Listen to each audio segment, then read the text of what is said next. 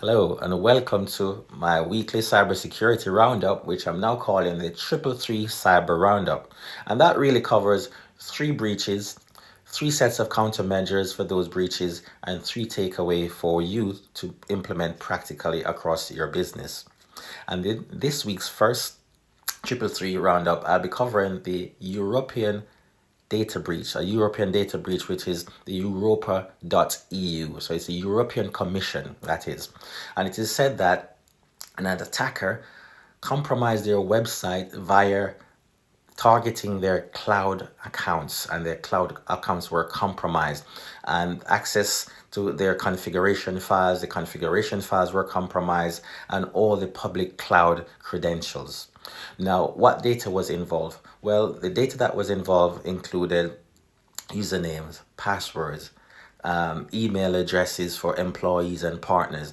And it is said that there were hundreds of gigabits of data that were also stolen.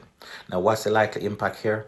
Reputational damage is one thing, downtime, and also what we call a blast radius, whereby whoever is connected to them in terms of partners, integration points, etc., their data and systems could be at risk as well.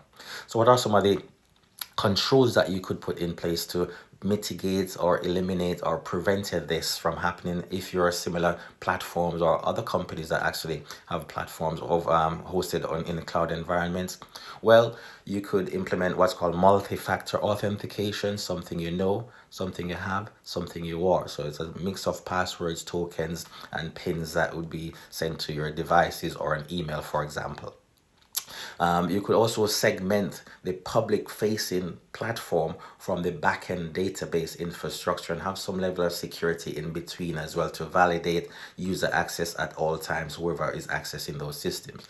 Enable login and alerting on those systems. So imagine, just in layman terms, you have a Ring camera at your door. It notifies you when somebody's approaching your door or somebody's at your door. The same with the technical aspect of that in terms of alerting and monitoring. It will flag that up to the administrator as to saying somebody is trying to log on to this system or somebody is probing this system, for example. Provide or conduct regular cloud testing as well to ensure that you have visibility of what the attacker could potentially see before they compromise that system. So that's breach number one. That's the update for my Trippl3 cyber security roundup this week, and I'll see you again next week. Remember to follow us on LinkedIn, subscribe to us on YouTube, and also visit our website for further information and reach out if you have any questions. Thank you, and I'll see you next time.